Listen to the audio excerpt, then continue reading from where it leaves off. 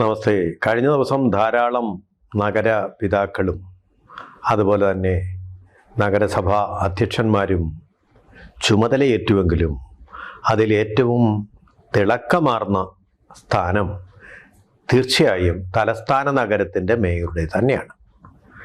തലസ്ഥാന നഗരത്തിൻ്റെ മേയറായിട്ട് പാറ്റൂർ രാധാകൃഷ്ണൻ എന്ന സ്വതന്ത്രൻ്റെ പിന്തുണയോട് കൂടിയിട്ട് BJPയുടെ മുതിർന്ന നേതാവായ VV രാജേഷ് അധികാരത്തിലെത്തി. ഏതാണ്ട് അതിൻ്റെ തൊട്ടു തലേന്ന് വരെ അവിടെ മുൻ DGP ആയിരുന്ന ശ്രീലേഖയായിരിക്കും അധികാരത്തിൽ വരിക എന്നാണ് കരുതിയിരുന്നത്. അങ്ങനെയാണ് പൊതുവെ നമ്മൾ ധരിച്ചു വച്ചിരുന്നത്. പക്ഷേ BJP ആയതുകൊണ്ട് ഏത് നിമിഷത്തിലും തീരുമാനം മാറിയാം. കാരണം എന്താണെന്ന് വെച്ചാൽ അത് കേന്ദ്രത്തിൻ്റെ തീരുമാനമായിരിക്കാം എന്നുള്ളത് കൊണ്ടാണ്. ഒരുപക്ഷെ ശ്രീലേഖയെ മത്സരിപ്പിക്കണമെന്ന് തീരുമാനിച്ചതും കേന്ദ്രം തന്നെയായിരിക്കാം. ഇപ്പോൾ ശ്രീലേഖ അധ്യക്ഷയായി വരണ്ട എന്ന് തീരുമാനിച്ചതും കേന്ദ്രം തന്നെയാണ്. തീർച്ചയായിട്ടും ശ്രീലേഖ BJPയുടെ ഉന്നത നേതാവാണ്, സംസ്ഥാനതല നേതാവാണ്.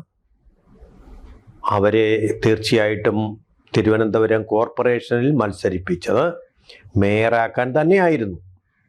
ഒരു തെറ്റുമില്ലതിൽ, മേയറാക്കാൻ തന്നെ. തിരുവനന്തപുരത്തെ വളരെയധികം പരിചയമുള്ള, തിരുവനന്തപുരത്തിൻ്റെ പ്രശ്നങ്ങൾ അറിയാവുന്ന, അവയ്ക്ക് പരിഹാരം കാണാൻ കഴിയാവുന്ന ഒരു നേതാവ്, തീർച്ചയായിട്ടും കേന്ദ്രത്തിൻ്റെ സഹായത്തോടു കൂടി ഒരു നേതാവ് എന്നുള്ള നിലയിൽ കാണുന്ന തെറ്റൊന്നുമില്ല.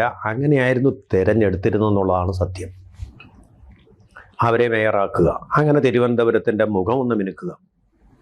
ആ മുഖം മിനുക്കിക്കൊണ്ട് കൂടുതൽ ആത്മവിശ്വാസത്തോടു കൂടി ഇതാ കണ്ടോ തിരുവനന്തപുരം, അതുവഴി ഞങ്ങൾ കേരളവും ഇതുപോലെ ആക്കി തരാൻ ഞങ്ങൾക്ക് വോട്ട് ചെയ്യൂ എന്ന് പറയാനൊരു സ്റ്റേക്ക്, ക്ലെയിം ചെയ്യാനുള്ള സ്റ്റേക്ക് ഉണ്ട് തീർച്ചയായിട്ടും.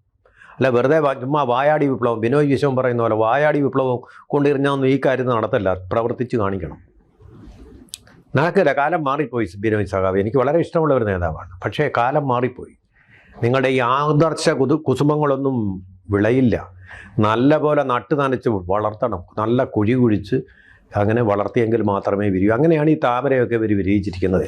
താമര വിരിയിക്കാൻ ഇനി പോകുന്നതും അത് കണ്ടുപഠിക്കുക സഖാവി. അല്ല പഴയ സൂക്തങ്ങളും ആദർശങ്ങളും ഒക്കെ ഒരുക്കുമ്പോൾ സഖാവിനോട് സഹതാപം തോന്നുക. അതവിടെ ഇരിക്കട്ടെ. അപ്പം എന്താണ് സംഭവിച്ചത്? വന്നത് പക്ഷേ മേയറായിട്ട് VV രാജേഷാണ്. There are many a slip between the cup and the lip എന്ന് പറയാറുണ്ട്. എന്ന് പറയുന്ന പോലൊരു, നമ്മൾ വിചാരിച്ച് ചുണ്ടോട് അടുപ്പിച്ച ചായ അങ്ങ് നമ്മുടെ ചുണ്ടിലേക്കും ചെല്ലുന്നില്ല, നാക്കിലേക്കും ചെല്ലുന്നില്ല, ഉള്ളിലേക്കും ചെല്ലുന്നില്ല എന്ന് പറയുന്ന പോലെ ആയിപ്പോയി.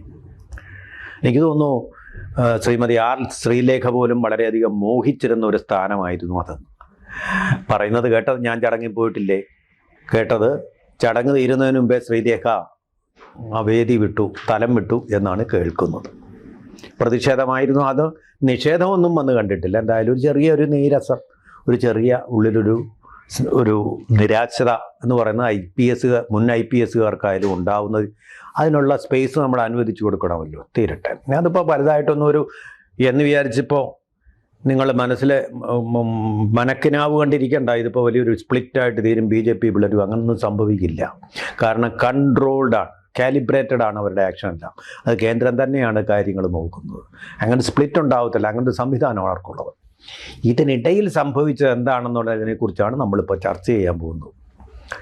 അതായത് തെരഞ്ഞെടുപ്പ് പ്രക്രിയ ആരംഭിച്ച് ഈ സ്ഥാനാർത്ഥികളെയൊക്കെ പ്രഖ്യാപിക്കുന്നതിനും അതുപോലെ തന്നെ തെരഞ്ഞെടുപ്പിൻ്റെ ഫലം വരുന്നതിനുമിടയിൽ 2 പ്രധാനപ്പെട്ട ആത്മഹത്യകൾ സംഭവിച്ചു തിരുവനന്തപുരത്ത്.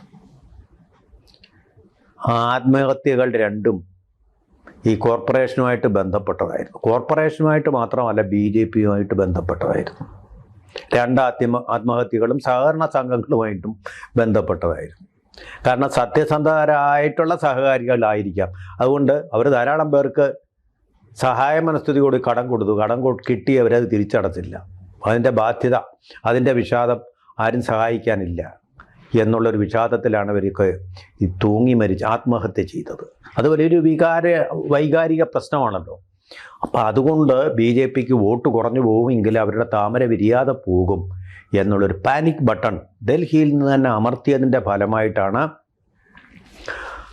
അതുവരെ വളരെ സജീവമായിട്ട് രംഗത്തില്ലായിരുന്ന RSSനെ RC എന്ന് പറയുന്ന രാജീവ് ചന്ദ്രശേഖർ രംഗത്തേക്ക് കൂട്ടിക്കൊണ്ടുവന്നത്, ക്രിയാത്മകമായിട്ട് പങ്കെടുപ്പിച്ചത്.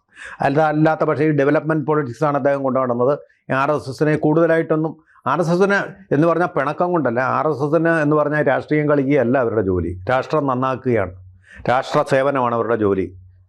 മറ്റു മതക്കാരുടെ കാര്യങ്ങളിൽ ഇടപെട്ടുകൊണ്ട് അലമ്പുണ്ടാക്കുകയല്ല, അവർക്കെതിരെ വിദ്വേഷം ജനിപ്പിക്കുകയല്ല സാധാരണഗതിയിൽ നമ്മൾ വിശ്വസിക്കുന്നു. ദേശസ്നേഹം ഉണ്ടാകുക, അതുകൊണ്ട് തീർച്ചയായിട്ടും ആ ലക്ഷ്യങ്ങളൊക്കെയാണ് അവൻ്റെ ലക്ഷ്യം.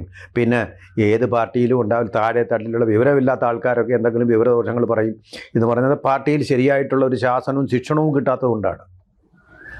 അല്ലാതൊന്നും ദേശസ്നേഹത്തിൻ്റെ അല്ലാത്ത ഒരു പാഠങ്ങളും അവരുടെ ശാഖകൾ പഠിക്കും. നിങ്ങൾ ചെവി വെച്ച് നോക്കൂ, മദ്രസകളിൽ ചിലതിലെങ്കിലും പഠിപ്പിക്കുന്നത് പോലെ നിങ്ങളൊരു കാഫറിനെ കൊന്നാൽ നിങ്ങൾക്ക് സ്വർഗം കിട്ടും, അവിടെ ഹൂറികളുടെ സാമീപ്യം കിട്ടുമെന്ന് പഠിപ്പിക്കുന്നുണ്ടോ എന്ന് നോക്കൂ. അങ്ങനെ ഒരിക്കലും പറയില്ല അവർ. ലോകാ സമസ്തോ സുഖനോ ഭവന്തുവാണ് ശാഖകളിൽ നിന്ന് അടുത്തുള്ള വീടുകളിൽ ഞങ്ങൾ കേൾക്കുന്ന പാട്ട്, അല്ല വിദ്വേഷത്തിൻ്റെ സംഗീതമൊന്നുമല്ല. അങ്ങനെ ഒരു ധാരണ വേണ്ട. അങ്ങനെ ചിലരൊക്കെ അങ്ങനെ ഒരു ധാരണ ഉണ്ടാക്കിക്കൊണ്ട് വോട്ട് വാങ്ങാൻ വേണ്ടിയിട്ടുള്ള ശ്രമമാണ്, വോട്ട് ബാങ്ക് ഉണ്ടാക്കാനുള്ള ശ്രമമാണ്. മനോരമ പത്രം ഈ ആവശ്യമില്ലാത്ത കാര്യങ്ങൾ എഴുതി ഇന്ത്യ ചിലരുടേത് മാത്രമല്ലെന്നൊക്കെ എഴുതി മലബാറിൽ സർക്കുലേഷൻ വർദ്ധിപ്പിക്കാൻ ശ്രമിക്കുന്ന പോലെ ഒരു ഹീനമായ ശ്രമം എന്ന് മാത്രമേ ഉള്ളൂ, മാർക്കറ്റിംഗ് തന്ത്രം അത്രയേ ഉള്ളൂ. അപ്പോൾ ഇവിടെ സംഭവിച്ചു RSSനെ സജീവമായിട്ട് രംഗത്തേക്ക് കൊണ്ടുവന്നു. അതുവരെ 25 ക്രിസ്മസ് ദിവസം വരെ രാജീവ് ചന്ദ്രശേഖർ വിചാരിച്ചിരുന്നത് 25ൻ്റെ ഒരു 26 ക്രിസ്മസ് ഈവ് വരെ രാജീവ് ചന്ദ്രശേഖർ ശുദ്ധബുദ്ധിയാണ് വിശ്വസിച്ചിരുന്നത് ശ്രീലേഖ തന്നെ മേയർ. ആ തരത്തിലുള്ള റൂമുകൾ ധാരാളമായിട്ട് സോഷ്യൽ മീഡിയയിലും പത്രങ്ങളിലും ഒക്കെ വരികയും ചെയ്തുകൊണ്ടിരുന്നു. ഈവൻ ഇന്ത്യൻ എക്സ്പ്രസ് പത്രം, അത് ശാസ്തമംഗലം വാർഡിലാണ് അതിൻ്റെ ഓഫീസുള്ളത്, തിരുവനന്തപുരത്തെ ഓഫീസ്. ആ വാർഡിലാണ് ശ്രീലേഖ മത്സരിച്ചത്. ആ പത്രം പോലും 1-ാം പേജിൽ ശ്രീലേഖയുടെ പേര് വെച്ചിട്ടാണ് സാധ്യത അല്ല അവർ മേയർ ആവുമെന്നൊരു വാർത്തയായിട്ട് കൊടുത്തത്. അങ്ങനെ കള്ളമൊന്നും ഇടുന്ന വാർത്തയൊന്നും അല്ല, അവരുടെ അടുത്ത് സർക്കുലേഷൻ കൂട്ടാൻ വേണ്ടി കള്ളം ഇടുന്ന മനോരമയെ പോലുള്ള പത്രധർമ്മമൊന്നും അതിനില്ലതാണ്. പക്ഷെ അവർ പോലും വിശ്വസിച്ചു പോയി, കാരണം സോഴ്സുകളിൽ നിന്ന് കിട്ടിയ വിവരം അതാണ്. അങ്ങനെ വിചാരിച്ചു, അല്ല സത്യസന്ധമായ ജേർണലിസം ഇന്ത്യൻ എക്സ്പ്രസ് നടത്തുക എൻ്റെ അനുഭവത്തിൽ. അപ്പോൾ അങ്ങനെ പോലും അവരെ വിശ്വസിച്ചു. പക്ഷേ അവസാന നിമിഷത്തിൽ മാറി എങ്ങനെയാണെന്നറിയാം. അതായത് ഇവിടുന്ന് കുറേ ബിഷപ്പുമാരും ഒക്കെ ഈ ക്രിസ്മസ് ദിനത്തിൽ പ്രധാനമന്ത്രിയെ കാണാൻ പോയി. ആ പ്രധാനമന്ത്രിയെ സന്ദർശിക്കുന്ന വേളയിൽ തീർച്ചയായിട്ടും രാജീവ് ചന്ദ്രശേഖർ ഉണ്ടാകണമെന്നൊരാഗ്രഹം പ്രധാനമന്ത്രി പ്രകടിപ്പിച്ചു. അങ്ങനെ അദ്ദേഹം അവിടെ പോയപ്പോൾ പ്രധാനമന്ത്രിയോട് രാജീവ് ചന്ദ്രശേഖർ പറഞ്ഞത് 2 പേരുടെ പേരുകൾ ഉരുത്തിരിഞ്ഞു വന്നിട്ടുണ്ട് മേയർ സ്ഥാനത്തേക്ക്. അത്രയും പറഞ്ഞതേ ഉള്ളപ്പോഴത്തേക്കും പ്രധാനമന്ത്രി അതിലൊന്നും ഇടപെടാൻ പോയില്ല കേട്ടോ. അദ്ദേഹത്തിന് ഭരണകാര്യങ്ങൾ വേറെയുണ്ട്. അതുകൊണ്ട് നിങ്ങൾ BJPയുടെ പുതിയ ആക്ടിംഗ് പ്രസിഡൻ്റായിട്ടുള്ള നിബിൻ അദ്ദേഹത്തെ കാണുക, അതുപോലെ തന്നെ ഇപ്പോഴും പ്രസിഡൻ്റായിട്ട് തന്നെ നിലനിൽക്കുന്ന JP നഡ്ഡയെയും കാണുക എന്ന് പറഞ്ഞു. അവരെ രണ്ടിനെയും പോയി കണ്ടു. ആ മീറ്റിങ്ങിൽ വെച്ചാണ് പെട്ടെന്നൊരു ട്വിസ്റ്റ് ഉണ്ടാകും. ശ്രീലേഖ എന്നുള്ള പ്രയോറിറ്റി മാറി. 1-ാം സ്ഥാനത്ത് ശ്രീലേഖയും 2-ാം സ്ഥാനത്ത് VV രാജേഷുമായിരുന്നു. അത് തിരിഞ്ഞിട്ട് അതിൻ്റെ ക്രമം തിരിഞ്ഞിട്ട് ആദ്യം VV രാജേഷും പിന്നെ ശ്രീലേഖയും എന്നായി. അപ്പോൾ VV രാജേഷിന് അങ്ങനെ പ്രയോറിറ്റി കിട്ടി. ഇനി ഇതിൻ്റെ ഒരു ക്ലൈമാക്സും കൂടുണ്ട്. ഈ VV രാജേഷ് എന്ന് പറയുന്ന ഒരു പിണറായി വിരുദ്ധനായിട്ടാണ്, K സുരേന്ദ്രൻ്റെ ആളുമായിട്ടൊക്കെയാണ് നമ്മൾ അറിയുന്നത്. പക്ഷേ അദ്ദേഹം ഒരു വിളിച്ചത് വലിയ വിവാദമായിട്ടുണ്ട്. ഒരു അപക്വതയുടെ ഒരു സ്വരവും അതിലുണ്ട്. അതായത് അദ്ദേഹം ഈ മേയർ തെരഞ്ഞെടുപ്പ് നടക്കുന്നതിനൊരു സമയമുണ്ടല്ലോ, 10:30 ആണെന്ന് തോന്നുന്നു. ആ സമയത്തിന് മുമ്പ് മുഖ്യമന്ത്രിയുടെ ഓഫീസിലേക്ക് വിളിച്ചിരിക്കുന്നു. അതായത് ഞാൻ മേയറാവാൻ പോവുകയാണ്, അപ്പോൾ അതിന് വേണ്ടിയിട്ടാണ് വിളിച്ചതെന്ന് പറഞ്ഞിട്ടാണ്. സാധാരണ ഇങ്ങനൊരു കീഴ്വഴക്കം ഞാൻ കണ്ടിട്ടില്ല. നിങ്ങൾ മേയറാവുന്നത് എപ്പോഴാണ്? നിങ്ങളെ ആക്കാൻ പോകുന്നതിന് മുമ്പല്ല, ആയിക്കഴിഞ്ഞ ശേഷമാണ്. തെരഞ്ഞെടുപ്പ് നടക്കണം, ആ പ്രക്രിയയിലൂടെ തെരഞ്ഞെടുപ്പ് നടത്തി ആ ബുക്കിൽ സത്യപ്രതിജ്ഞയും ചെയ്ത് ബുക്കിൽ ഒപ്പിട്ട് കഴിയുമ്പോഴാണ് നിങ്ങൾ ആ നിമിഷമാണ് മേയറാവുന്നത്. നിങ്ങൾക്ക് ആ കസേരയിൽ കയറി ഇരിക്കാനുള്ള അർഹത ഉണ്ടാവുന്നു. അതുവരെ സാധാരണ ഒരു പൗരൻ നമ്മളെപ്പോലെ ഉള്ളൂ. അദ്ദേഹം ആ സമയം ആ ടൈമിങ് വളരെ തിരക്ക് പിടിച്ച ടെൻഷൻ പിടിച്ച സമയമാണ്. അവിടെ വിളിച്ചത് എന്തിനാ എനിക്ക് മനസ്സിലാവുന്നില്ല. മുഖ്യമന്ത്രി അവിടെ ഇല്ലായിരുന്നു. അപ്പോൾ അതിൻ്റെ സമയമാകുമ്പോൾ അദ്ദേഹം വിളിക്കും എന്നൊരു അറിയിപ്പാണ് കിട്ടിയത്. ഓക്കെ, അപ്പോൾ മുഖ്യമന്ത്രി വന്നു, വിളിച്ചു. അപ്പോൾ വന്നിരിക്കുന്ന ഒരു വേർഷൻ എന്താ? മുഖ്യമന്ത്രി VV രാജേഷിനെ അങ്ങോട്ട് വിളിച്ചത് തെറ്റൊന്നുമില്ല. നല്ല മനസ്സുള്ള ആൾക്കാർ, ഇപ്പോൾ നമ്മുടെ പ്രധാനമന്ത്രി തന്നെ എത്രയോ മുഖ്യമന്ത്രിമാർ, കോൺഗ്രസിൻ്റെ മുഖ്യമന്ത്രിമാർ ജയിച്ചാലും അവർക്ക് അഭിനന്ദനം അറിയിക്കാറുണ്ട്. അതൊരു വിശാല മനസ്കതയുടെയും പക്വതയുടെയും ലക്ഷണം, അതിൽ തെറ്റൊന്നുമില്ല. പക്ഷേ ഇവിടെ ആദ്യം വിളിച്ചിരിക്കുന്ന VV രാജേഷാണ്. അതിലാണ് എനിക്കൊരു അസ്വാഭാവികത തോന്നുന്നത്.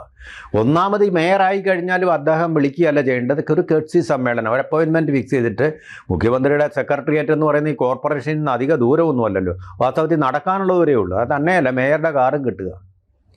നേരെ ആ കാറിൽ ആദ്യം അദ്ദേഹത്തെ ഒന്ന് സന്ദർശിച്ച ആ പൊളിറ്റിക്കൽ റൈവലറിയൊക്കെ മറന്ന് ഒന്ന് സംസാരിക്കുന്ന ഒരു തെറ്റുമില്ല. പക്ഷേ അതിൻ്റെ രീതി എന്ന് പറയുന്നത് സാധാരണഗതിയിൽ എപ്പോഴും ഈ ഹയറാർക്കിയിൽ മുഖ്യമന്ത്രി ഒരു ഉയർന്ന പദവിയും മേയർ അതിന് താഴെ വരുന്ന പദവിയായിട്ടാണ് പ്രോട്ടോക്കോളിലും ബ്ലൂ ബുക്കിലും എല്ലാം നമ്മൾ പ്രോട്ടോക്കോളിൽ അങ്ങനെ തന്നെയാണ് ഉള്ളത്. അപ്പോൾ അതനുസരിച്ച് ഉയർന്ന പദവിയിലിരിക്കുന്ന ആൾ ഫോണിൽ വിളിക്കുന്നു ഇങ്ങോട്ട്, മറ്റേ ആൾ നേരിട്ട് പോയി കാണുന്നു. അതാണ് നമ്മുടെ കീഴ്വഴക്കം, നമ്മുടെ ഒരു കീഴ്വഴക്കം. നമ്മളതിൻ്റെ ഒരു നിയമലംഘനത്തിൻ്റെ കാര്യം പറയുകയല്ല. അല്ലാതെ ഉടനെ ഫോൺ എടുത്ത് കറക്കി വെച്ച് മുഖ്യമന്ത്രി ഞാൻ ദാ മേയറായി പോകും എന്ന് പറയുന്നതിൽ ഒരു വിനയത്തിൻ്റെ കുറവുണ്ട്, ഒരു അഹങ്കാരമുണ്ട്. ആ അഹങ്കാരം കൊണ്ടാണ് ഇപ്പോൾ BJP അധികാരത്തിൽ വന്നിരിക്കുന്നത്. ആ അഹങ്കാരത്തിന് കയ്യും കാലും വെച്ച ആളായതുകൊണ്ടാണ് ആര്യ രാജേന്ദ്രൻ ഇപ്പോൾ വനവാസത്തിന് പോകേണ്ടി വന്നത്. അങ്ങനെ ഒരു അനുഭവം BJPക്ക് ഉണ്ടാവരുതെന്നുള്ള ഒരു ആഗ്രഹം കൊണ്ടാണ് ഞാൻ ഈ പറയുന്നത്. വിനയം വേണ്ടിടത്ത് വിനയം വേണം, നയം വേണ്ടിടത്ത് നയവും വേണം. അങ്ങനെ ആയിരിക്കണം. തുടക്കത്തിലൊരു കല്ലുകടി ഉണ്ടായില്ലെങ്കിൽ ഇനിയുള്ള ആ ചോറിൽ പുത്തരിയിൽ കല്ല് കടിക്കാതിരിക്കട്ടെ, പുത്തരി കണ്ടത്ത് വീണ്ടും താമര വിരിയട്ടെ എന്നുള്ള ആഗ്രഹം കൊണ്ട് പറഞ്ഞു പോയതാ. ആ നഗരമൊന്നും നന്നായി കാണാൻ ഉള്ള ആഗ്രഹം, തെരുവു നായ്ക്കളും മാലിന്യങ്ങളും ഒന്നും കുമിഞ്ഞു കൂടാത്ത ഒരു മഹാനഗരമായിട്ട് മാറട്ടെ എന്നുള്ള ആഗ്രഹവും കൊണ്ടുമാണ് പറഞ്ഞത്. തീർച്ചയായിട്ടും അങ്ങനെ തന്നെ സംഭവിക്കും ഇനിയുള്ള നാളുകളിൽ എന്ന് പ്രതീക്ഷയർപ്പിക്കുകയാണ്, രാഷ്ട്രീയങ്ങൾക്ക് ഒക്കെ അപ്പുറമായിട്ട്. കൂടുതൽ വാർത്തകളും വിശേഷങ്ങളും നിങ്ങളിലേക്ക് എത്താൻ ABC മലയാളം സബ്സ്ക്രൈബ് ചെയ്യുക, ബെൽബട്ടനും അമർത്തുക.